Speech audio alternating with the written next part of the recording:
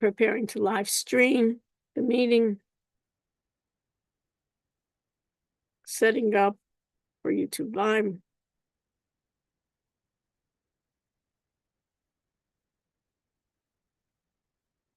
Okay, that looks good to me.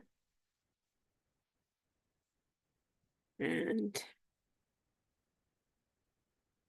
we have it. Okay, so I'm streaming, I'm recording, and I welcome you all. Hopefully we'll have some other people coming in later on, and we'll work it out. So we are today, April 7th. And just to let us know, 3 weeks from today, we will be presenting our final project. Presley, unbelievable, right? But we'll get it done, right? So we'll be on the 28th, put on your calendars there. On April 28th, Mark, we will be presenting your group project. Your group project will be presented online, and I will be giving you feedback, but I expect that the entire project will be completed. I'll just give you some tips and tricks, maybe just to sharpen it up. After you finish on the 28th, each group then will be given a formal presentation. You will be, based on my critiques, you will be giving a formal presentation via Zoom on your own, and of course, recorded to the cloud, and of course, without a password. And that will be submitted with your other materials. That's number one. That's under the 28th of April. On the 21st of April, Ethan, what's happening then? Monday the 21st. Which is 2 weeks from today. I mean, at that point, we probably should be finishing up our projects, right? Oh, actually, no. It's our last exam. Yes. You don't want to think about that, right? Oh, I didn't go to that class. I forgot about that one, huh, Ethan? So yeah, so that's 2 weeks from tonight. So what I'm going to do is on Wednesday, I'll give a review with the help of Daniel. We'll be giving the review guide early. Rather than a week in advance, Ethan, you'll have it a week and a half. And it will be the second exam. It will cover the chapters from the last exam, but I'm also going to include the 2 most important chapters from the first exam, and that is chapters 4 and 5, which is database management systems and security, right? Because whatever we think in the future is all based on data, holding the data, storing the data, retrieving the data, making predictions about the data, making reviews of what the past was done, what's the present, and what's the future. So we will be looking at that. Okay. And on the 14th, a week from today, is basically your assignment is due. So if I share my screen, Ethan, you see I have my screen here. And if I open this full way, I always like to go to the what's due section, right? So I always like to go to the what due section.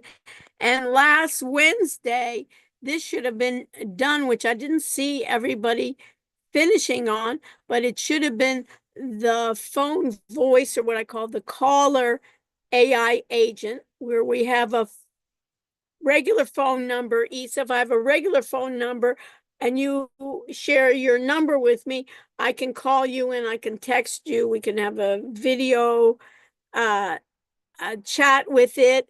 But the difference is that regular phone number, I cannot attach a language model to. I cannot attach a chatbot to.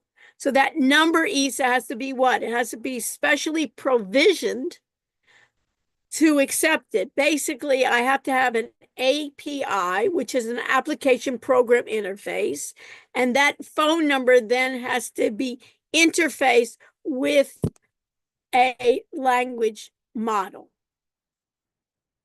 right? And we use the API, V standing for what? ISA voice, right? That we want that application program interface, just like we had from basically Zoom to YouTube.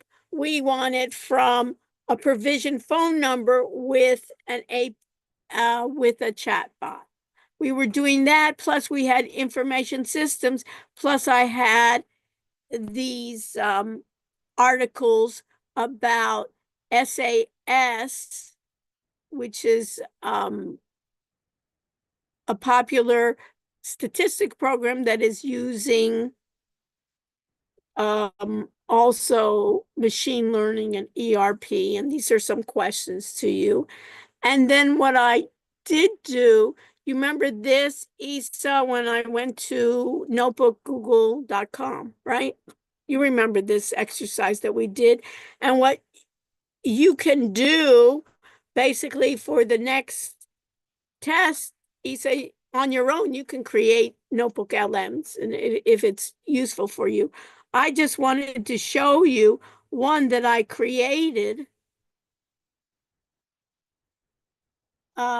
today, where you see here I put in the PDF for our PowerPoint for chapter 14, and basically the articles of artificial intelligence, what it is and why it matters, machine learning, what it is and what matters, understanding machine learning, AI and generative AI, and what's generative AI explained, basically.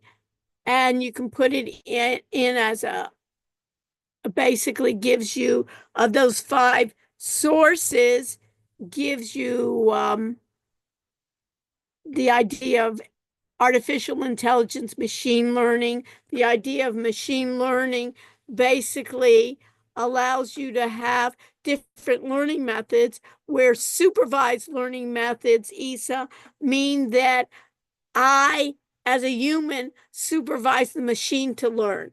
I, as a human, give it data that I know what the answer is, Isa, and it tries to learn the patterns. Then what it does when it gives me results, when it's not exact, I, as a human, start basically training it more and more under what? It's almost like if you were under my supervision, Isa. Think about it as a human. You're under my supervision versus unsupervised is, Isa, you know already all my ways of thinking. It's almost how I do with Daniel, right? Daniel, you already know how I manage this class. I can give it to you unsupervised and you can take it on your own. And then semi-supervised means what? That I may, even let me take Daniel as an example, maybe I'll have to review his work and then I'll come up with some new ideas, right, Daniel? And then you'll come and it's almost back and forth as we do it. And we have, in this case, also reinforcement learning. So this is a way in which you can think about it, is that role for machine learning, that what do we want? What's different from traditional computing, Isa, is traditional computing. If I put something in an Excel spreadsheet, the same formula, and it's an incorrect formula, it would give me the same answer 10,000 times. It's not going to learn and say, oh, wait a minute, hold on. It's not going to learn all of a sudden. What happened if I think about it, Ethan, what has happened in the last week with the stock market? Has anything happened in the last week, Ethan? Yeah, it's been crashing a lot. It's been, why? The Is it only the US market? Well, originally it was the only the US market, but I think as of today slash like recently it's 4-in-1. the whole world, right? And why? And why would you think about it, Presley? What is some of the impetus of that? What did the stock market, first of all, the stock market does not like what?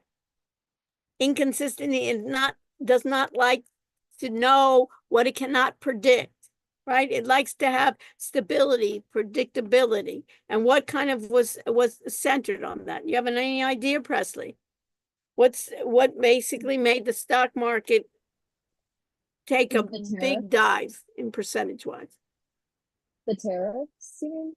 The tariff. All of a sudden, our president says, "Wait a minute, hold on, we're having tariffs," and he held up a big spreadsheet there, and all of a sudden, the whole world went cuckoo.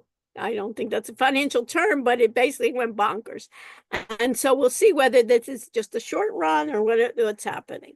So that those all ideas here is my point here is, Isa, is this sometimes that's why the forecasting methods don't good. Even with AI, it wasn't able to predict that.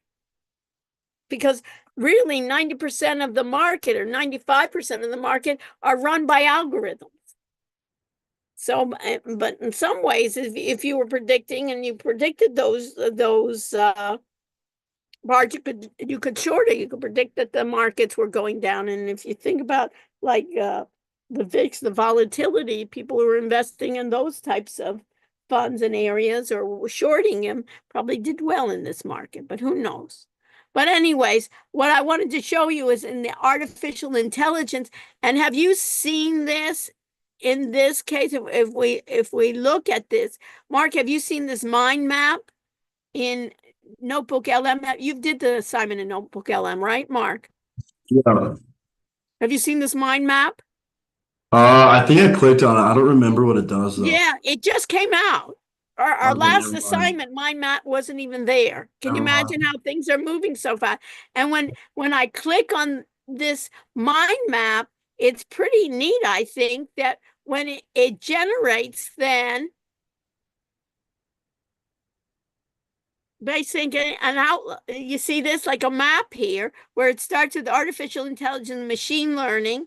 Then it goes to artificial intelligence. You see that? So I have a definition. I have the key technologies, the history, generative AI applications, limitations, the future.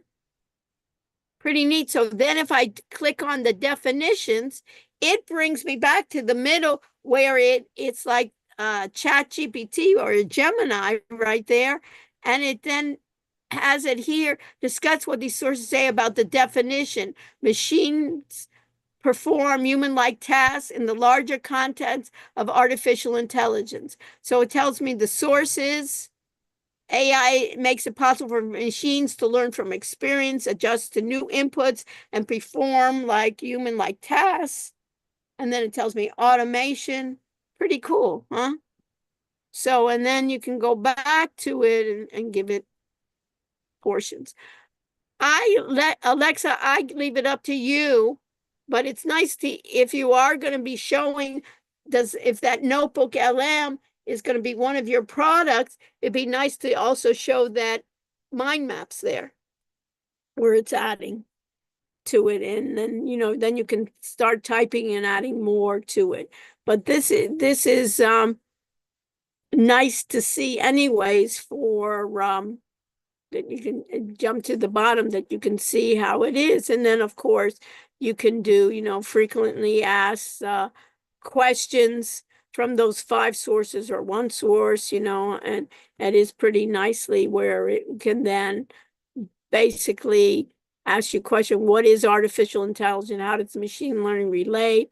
What is deep learning? What are neural networks, right? What is generative AI? How does it differ? What are the key applications? What are some of the potential limitations, challenges? What are the current trends? So you see that you can use a number of them with Notebook LM. So that's the case there.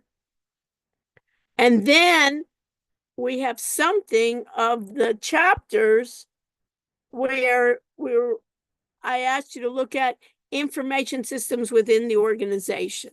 So under that information systems in the organization, which was this chapter of chapter 10,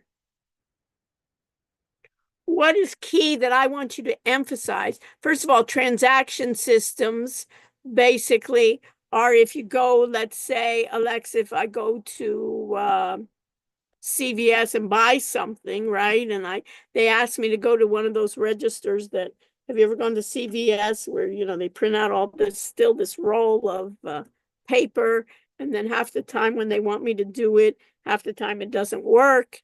And then they have a human come in. But anyways, each time that I scan one of the items, that's a transaction. Right, Alexa? That's a transaction. And that transaction, basically, if I scan it and it's maybe a bottle of water that I scan, it basically goes to their inventory system and reduces their inventory system and puts it into their system. That's a transaction. And in terms of that, each of the functional areas of the organization are going to be emphasized with that. What I would like to talk about today with you, which is essential, is what we call ERP. So Haley, ERP stands for Enterprise Resource Planning.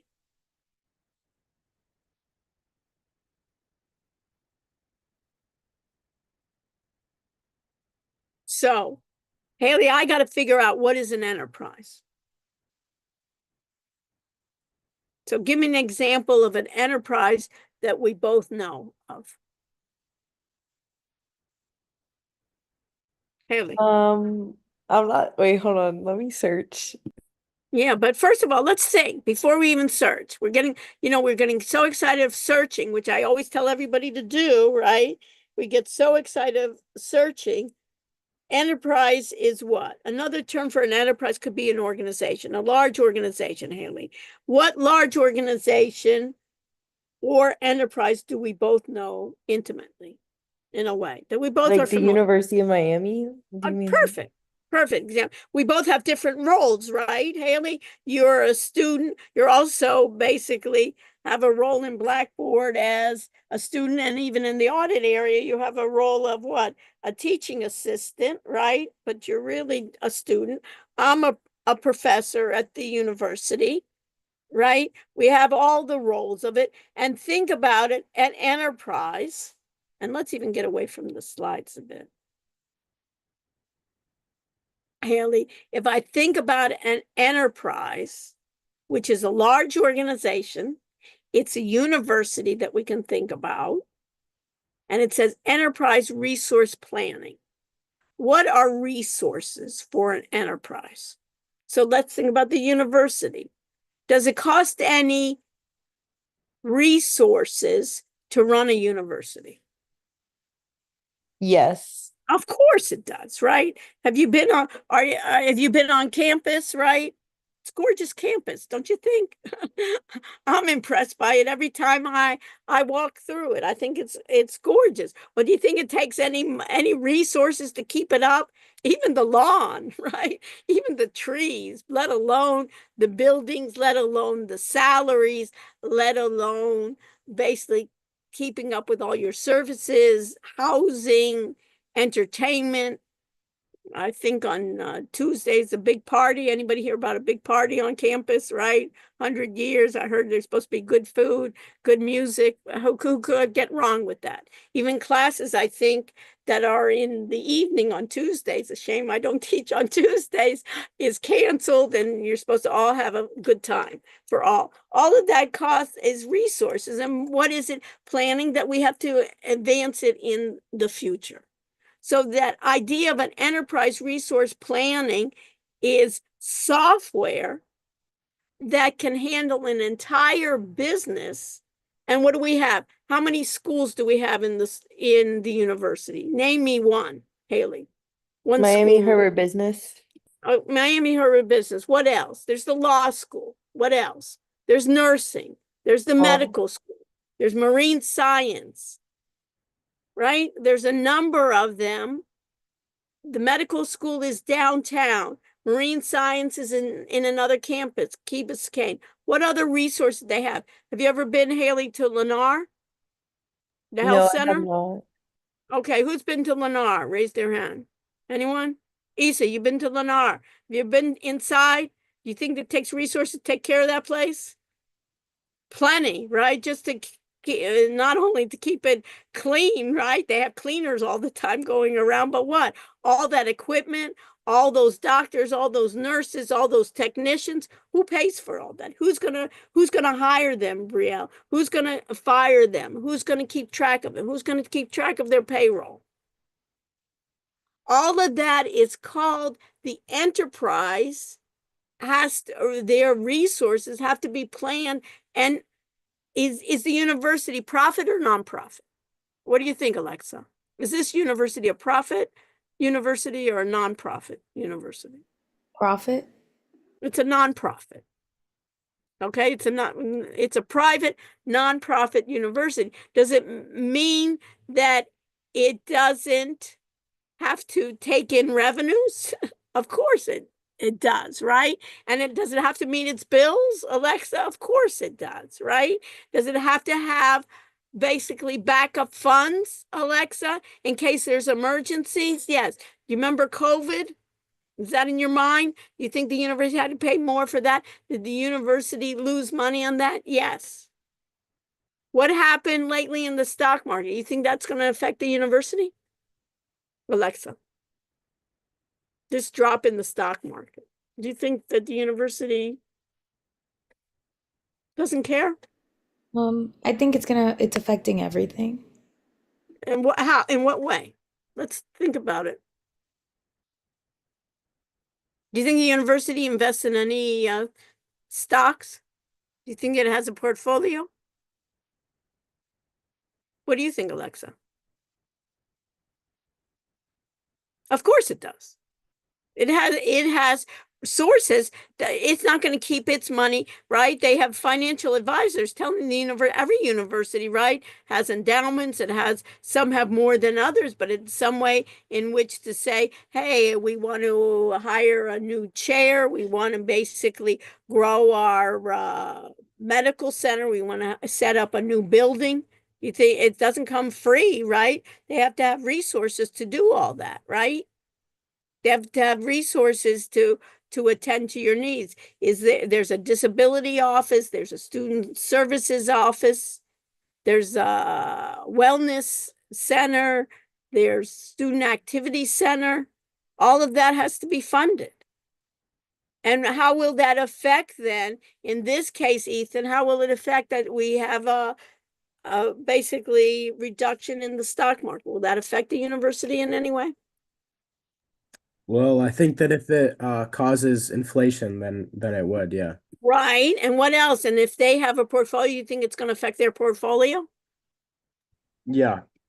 Yeah. And do you think it's going to affect possibly the students that go there, their parents, basically budgets of what's going to affect them? And do you think some parents may say, you know, I can't afford the tuition at this university, and maybe some students, why don't you go to a state school? Or maybe, you know what, take off a year and don't go to school. Do you think that's a possibility?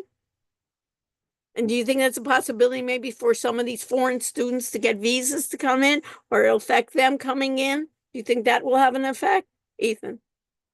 Possibility. We don't know for sure, but does that need to be in our planning system?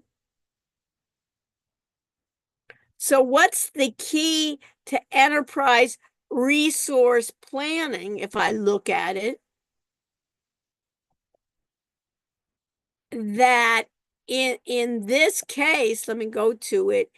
In this case, this is a simple transaction, right? Where I have some event, then I have a transaction system. And what's this in the middle then, Ethan? This shape is a database. This could be a functional area database. It could be business intelligence expert system.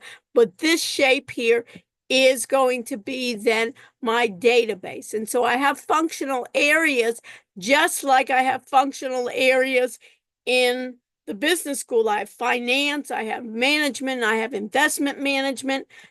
I have to plan my budget. I have to, basically, the university has to figure out in their investments. They have to have some people to do control, auditing, seeing what's in there. They have to do budgeting. They have to do forecasting. What's going to be my future? With this tariffs, if the tariffs stay in place, how is this going to be affected in my student enrollment? How is it going to be affected in certain countries coming into the United States?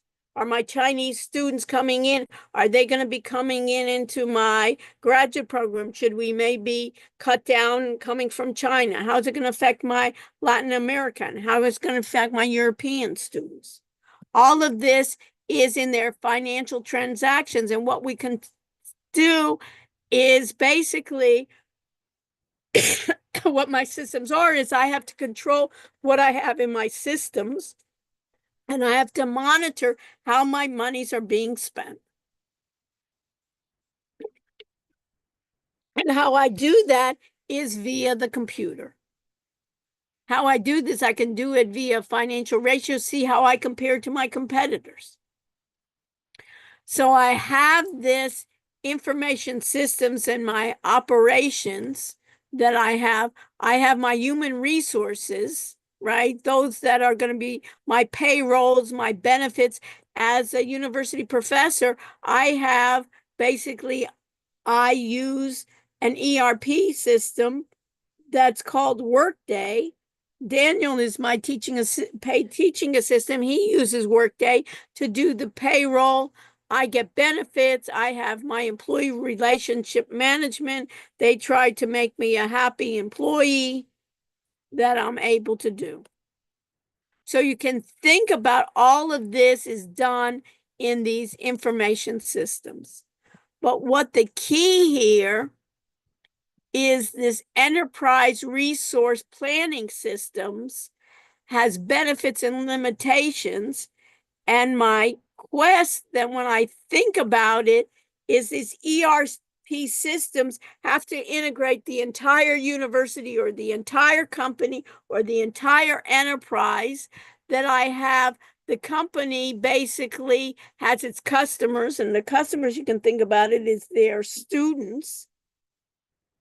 Their customers could possibly be their, basically, that I can think about it as also my donors. I have suppliers, I have distributors. Everything in the university doesn't, they basically have other suppliers that take care of it.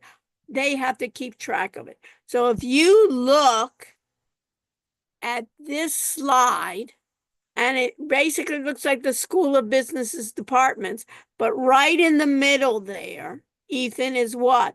It's a database, just like we talked about before, but it's my ERP database, my Enterprise Resource Planning database. And what is the issue with my Enterprise Resource Planning data? That it's going to take care of financial management. It's going to take care of all my accounting, all my finance, all my performance. How well do I do? How well do I retain students? How well do my students do after they graduate? All of this is important also for ratings of the university. They don't want to be ranked number 100. They want to be in the top 50 or the top 20. In order what? To get better students. And then I have part of the management is I have my customer relationship management. I have a relationship with students, not the first day they come into class, but what? The first time I even think about recruiting them. Then I think about them applying to the student. The student can apply to more than one university. Most of them do. And basically, I want them to which types of students do I want to be accepted? And then I can basically look at how they can help me. So one of the things that I can look at, I'm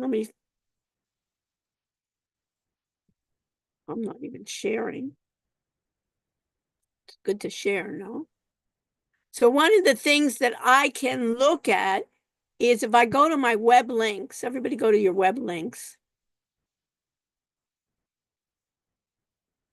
And basically, if I think about it, Isa, what ERP trends, basically that's software that runs, let's say, a university on all aspects of its financial, human resources, takes care of students recruiting, student retention. What trends in the future would you say would come to ERP? If you had to guess, what two trends that we I talked would, about in class? that we talked about in class, or maybe like GPAs. That would be a trend they would look at Yeah, later. but what ERP trends in general? It'd be what? AI is going to be big in ERP, right? And what else? And cloud. So basically, when you think about an ERP, and this is the first ERP here, let me just put this in let me just see if let me see if I can see this, is basically this link. And you know what, Danielle, can you put those two first links as maybe part of the next assignment that they should read? Yeah. One is called What is ERP? This is by SAP. SAP is one of the most popular ERP system. SAP originated out of Germany. And basically, you can think about it. This is the definition, is an enterprise resource planning. It's a software that helps organizations streamline their core business. What is their core business? Finance, of course, I have to keep track of my money. HR, human resources, I have to keep track of all my people. Manufacturing, if they are, supply chain, sales, procurement.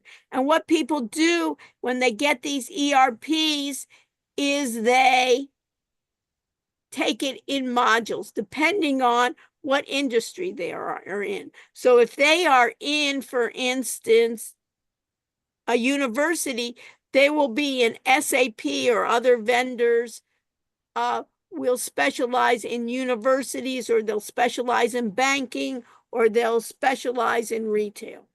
So a way in which you can think about an ERP system, you can, here's like definitions, but basically it was used to be mainframes, then it was client servers, web applications, but this is the trend, Isa.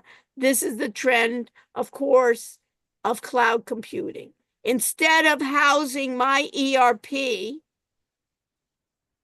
on the university's computers in a basement somewhere, what are they saying, Emerson? They want to do cloud computing, which is what? Have the company take care of the software, make it software as a service, right? And have the updates be done by the company, not by the university. Does that make sense, Heidi? So what's the future of ERPs is that they're going to introduce machine learning, AI. So what was the problem with ERPs? They were complicated. I'm going to get the AI to help me. I'm going to get the AI to help me that if this ERP also deals with human resources and all my students, it'll find then students that are business majors that are also minoring in AI that basically have gone out and graduated and can give donations to the university. So what's important here is to understand why ERPs are important. The reason they're important is that I can get just-in-time evidence to help me run a business better. I do not want to be delayed. I want to see how much money I have on on hand now. I want to see what are good forecasts to what I should be doing. So, and also banks require for my financial records. So this can be done, ERPs are done via specific use cases. It can be, I can get an ERP for retail. I can get an ERP for service, people that are in legal. I can get ERPs that are for utilities. So what's done here on the ERPs is it gives people what we call a dashboard. It will get, depending on your title in the organization, you will get a dashboard that will apply, basically telling me what are my incoming sales order, and I'll get it to be more exact. I won't have to wait 30 days. I can see what basically, if I'm in the hospital, how am I meeting my patient's needs and how well am I basically doing with insurance. And you'll be able to see those dashboards easily. And these are the way that ERPs are being deployed. So if I look at this, Heidi, and it says on-premise ERP, what does on-premise mean? Do you have a clue, Heidi? Versus cloud ERP. They are different, and it's similar to when we are in Zoom, when I say I want to record where? What two areas can I say, Heidi, I can record to? I can record to the cloud, or where else can I record, Heidi? To your computer. Okay. So on-premise, you can put on your notes, on-premise means like to your computer. On-premise was traditional model for deploying ERP software.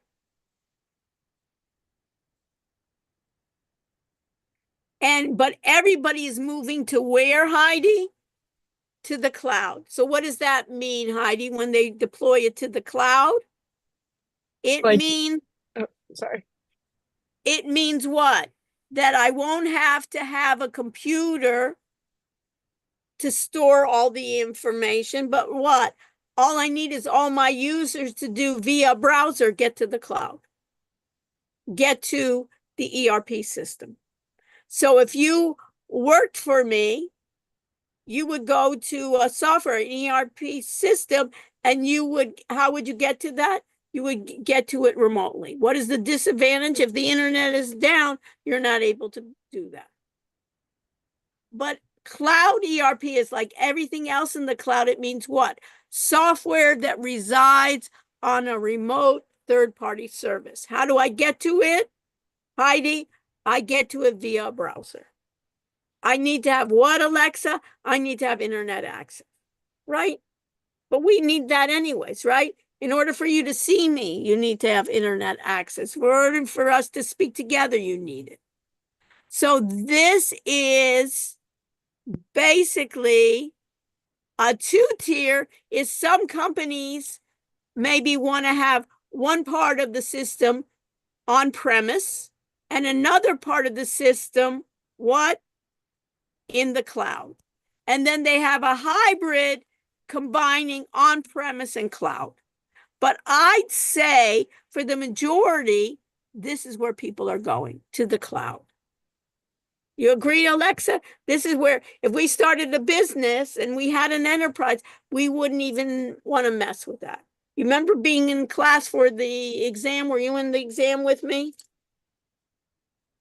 You remember the problem of having on-premise computers and having my IT staff? I need 3 people plus Daniel to help us do all that.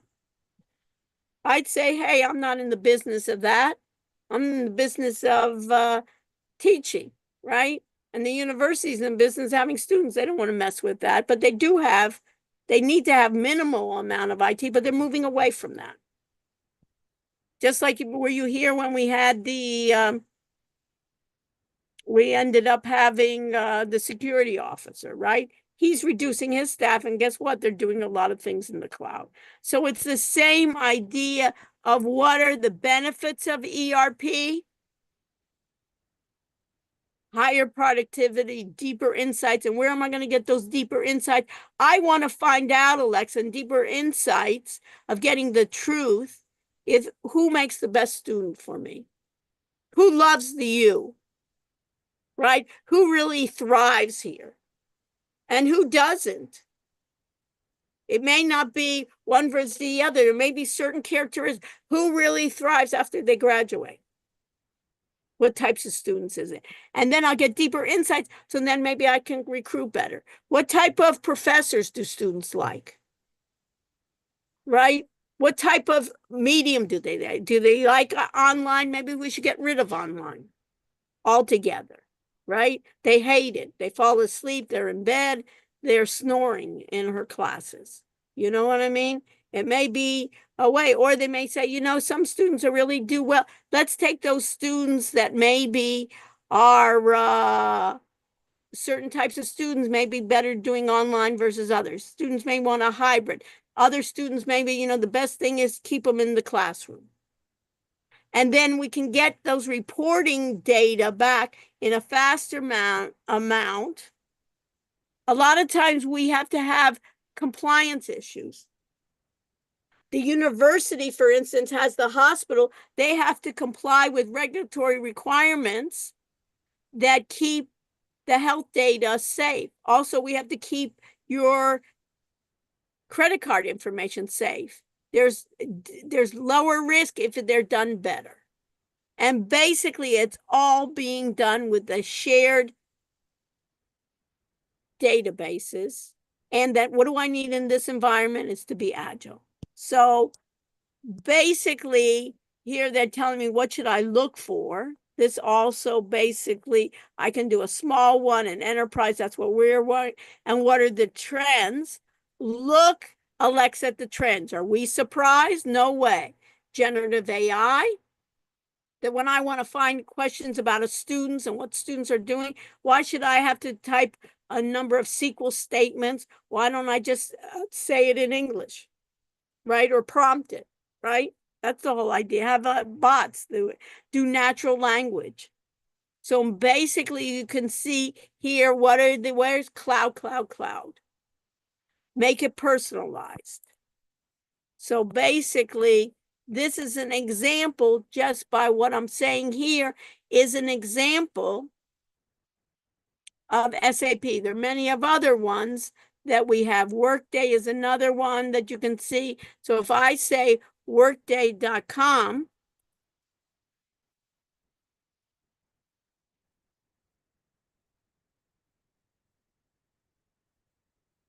let's see if something comes up. Look at this. Amazing. It's like we rehearsed it. It says Workday, right? Workday is an ERP, but look what they put in the very first, you know, they're all marketeers, Alexa. What is everybody looking at it? The AI platform that elevates humans. They're talking about, you know what they use Workday for payroll, a boring payroll system. And here they throw in an AI to make it sexy. Right? And notice, why did you think it's great marketing? Why do you think they say that elevates humans? What do you think, Alexa? Why do you think they put that elevates humans? I mean, maybe since Workday's used like to input your hours and stuff, maybe AI helps with that and like makes It it. unifies HR and finance, right? Human resources, the finance of a thing, right? They have a demo. Why Workday? You know why I think it is, Alexa, is that all those people in HR, they think AI is going to replace them. And maybe part of it they will. So, and who buys these systems are people in HR. So if you were head of HR, Alexa, I'd say to you, you want that AI, and you said, well, maybe I want the AI for my for everyone else, but I don't want it to take away my job. So they kind of try to sell it to be able to say to people, hey, calm down, it's going to elevate you. But that's my own kind of idea, because it will eliminate jobs, right? What do I need 20 people to start doing it where maybe 5 people can do it well? But I'm just telling you that this is what we use, and notice here how this is a EHR, and see how it does, it does industries. You see that customer, financial, healthcare, that's what we have, professional, technology, right? All industries. And if we look how many industries specifically for this, look, banking, healthcare, look at this, higher education. Are we that enterprise? Yes. Higher education. And look, accelerate, look how they're selling it. Got a guy with a little board here, right, from 1960 or something, a green board with chalk, right? And who knows, AI could have driven that. Give me an old-fashioned classroom where people aren't, but look how they say it. I love to read the marketing jargon. Accelerate innovation and drive student success. They don't say, Alexa, get more money, right? They try to do it, accelerate and drive student, transform your, introduce it with trusted HR, finance, and student solutions. Workday monitoring experience provides deeper insight, streamlines operations, scale. And when you do student solutions, notice in higher education, your mission is to keep students on the path forward, empower them to start their career, reach all types of learners. At Workday, we're ready to help you ace it. Doesn't that look like AI wrote that, right? A little bit. And then they called what the world's leading institutions trust. And these are kind of the schools, and we're one of them. But what's interesting here is, what do they want to say? Is mission is to keep students. Because guess what, Haley? If we don't retain our students, do we lose money? Yes. Yes, right? So they don't say you're going to lose money, but they're telling you, they market in that way, and then they market in the way that they're doing AI with it, with the capabilities. Just interesting to me. See, admission, this is just for university. I'll give you an admissions module. I'll give you an advising module. And what does advising work with AI? Sure does, just like you do. Financial aid, student experience, student finance. I want to keep my students happy. They're my customers, right? Student finance, your student records. If the student isn't able to pay me, I'm in trouble. The student better be able to get financial aid. I'm in trouble. And the student experience, I don't even, what are the empowering student experience? At the end of the day, you want students to feel they have what they need to go after their academic goals. Get started by elevating experiences. Help your students thrive. It's win-win. And what do they say? Hey, we're going to give it mobile. We're going to give them SMS. We're going to give them notes, support where it matters, elevate journeys, basic registration. Take care of the registration, right? So this is a part of what we say is their students. And if we basically, you can see all of this done, you can see how it works. So you can see here, put in front, understand their progress, and this is by the students, acing academics, taking care of resources for you. They got a lot of play videos, but it's the same idea of Workday. So when they talk about Workday itself, they're a leader, but what rock stars of business? I don't know. Doesn't that look like Gen AI?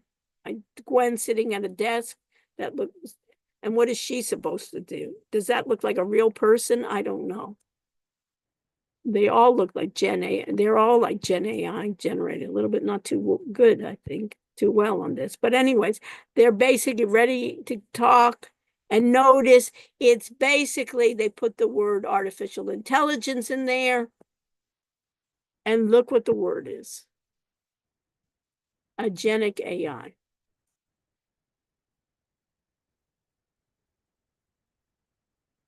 And that's the key after generative AI.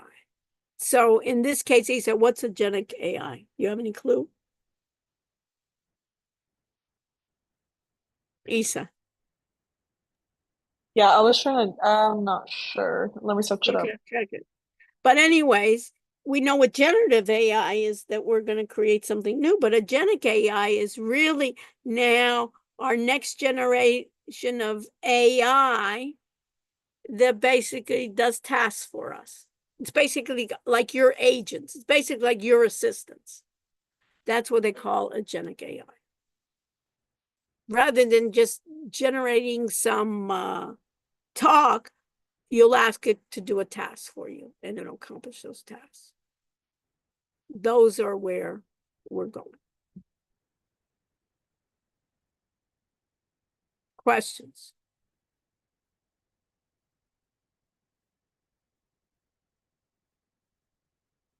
So on Wednesday, what I want to do is work with some of you on your projects.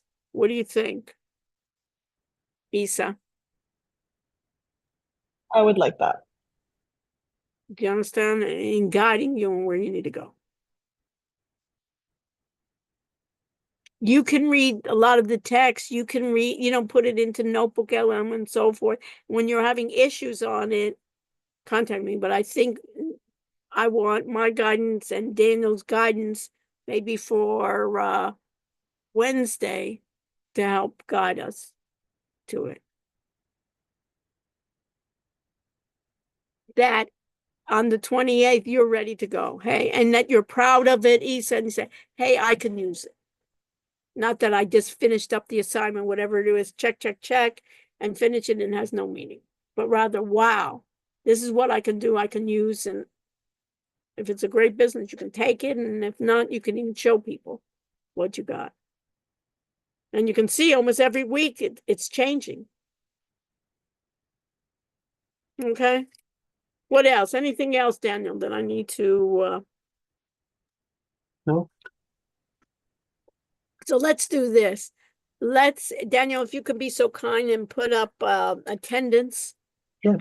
code, and then I will stay with anyone who needs my help. And Daniel will stay with me as well. And we can continue from there.